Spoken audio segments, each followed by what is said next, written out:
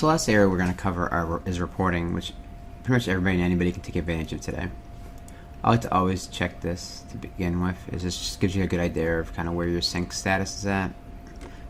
This does tend to sync a little bit slow. Does take a little bit of time sometimes. Kind of similar to like Office 365 and how they work. So the best template I typically start with is the devices one.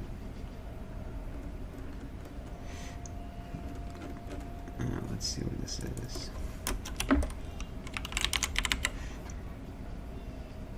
This is a pretty easy one. All enrolled devices. What's really cool is when you create a template, you hit refresh preview, it's going to give you a list of all your devices. Pretty cool and pretty neat. And then you can actually kind of grow it out from here. So then you kind of add some rules. You're going to say like maybe I want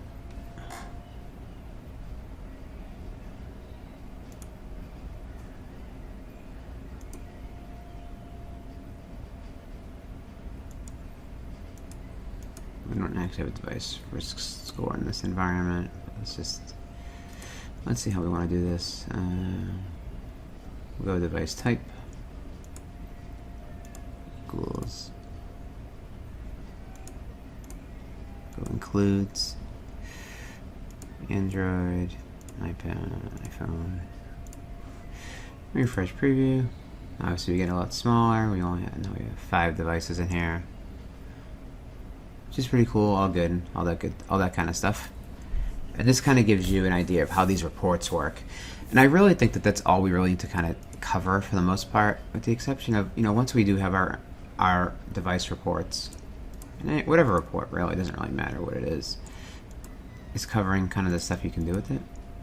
So you can see here, so for one, you can, like with anything else, you can create automations directly off of this. And obviously for this specifically you wouldn't, but you might create a report that says give me all the devices that are in this state, like that don't have this profile or whatever.